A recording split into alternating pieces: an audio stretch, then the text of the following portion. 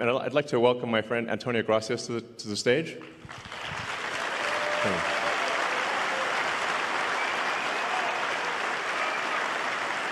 I think so.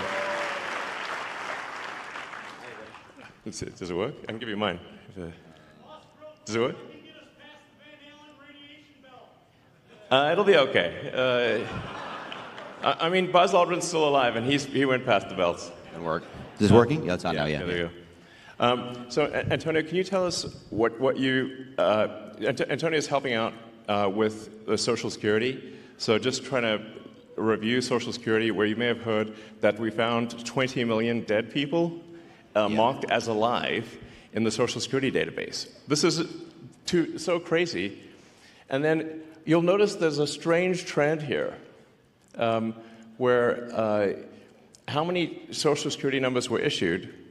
Do you want to? Yeah. So let me tell you what happened here. We started at the top of the system. You want to talk a bit louder, maybe? We started at the top of the system, mapping the whole system of Social Security to understand where all the fraud was. And there's a lot of great people there that showed us really a lot of waste. And so that came up with a big list of stuff they're working on. You've heard some of that already. But this is what jumped out at us. When we saw these numbers, we were like, what is this? In 21, you see 270,000 people, goes all the way to 2.1 million in 24. These are non-citizens that are getting Social Security numbers. Yeah, this is a mind-blowing chart. Yeah, just this literally blew us away. Like, we went there to find fraud, and we found this by accident. And this isn't political, by the way. My parents are immigrants. Yeah, this country's been great to us. My brother and sister all born in Spain. I'm pro-legal immigration. This is not political. This is not political. This is about America and the future of America. And there are a lot of good people in the system that pointed us in this direction. I want to honor them right now, that work in the government today, who took risks to show us these numbers and tell us what's going on.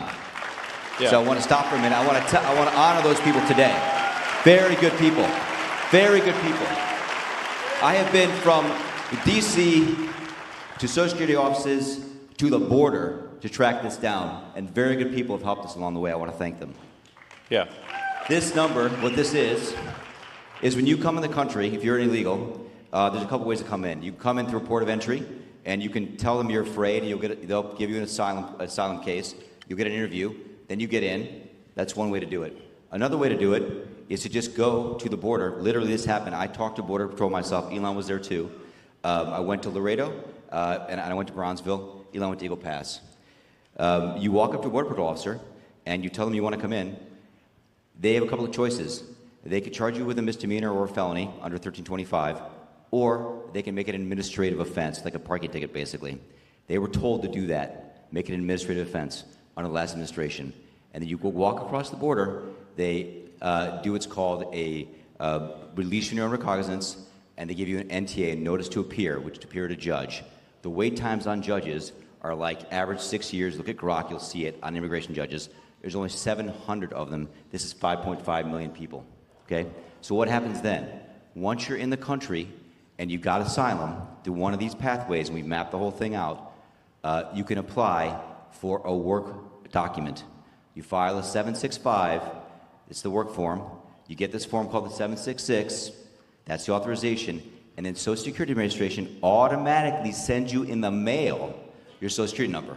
No interview. No ID. This is worth just reiterating. It's not people sometimes think that under the Biden administration that he was simply asleep at the switch. He wasn't asleep. No. They weren't asleep at the switch.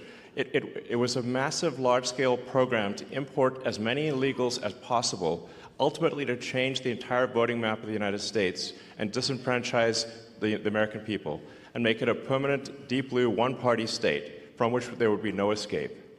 Look, if I hadn't seen this myself, I'm not sure I'd have believed it. I went through it myself and mapped it, and Elon is right. This is true. The defaults in the system from Social Security to all of the benefit programs have been set to max inclusion, max pay for these people, and minimum collection. That's what's happening. We found 1.3 million of them already on Medicaid, as an example.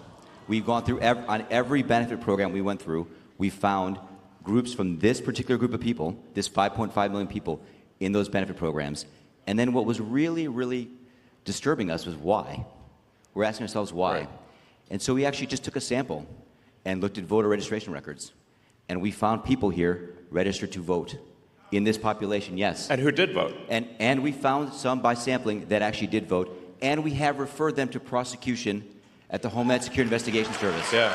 Already. That is already happening.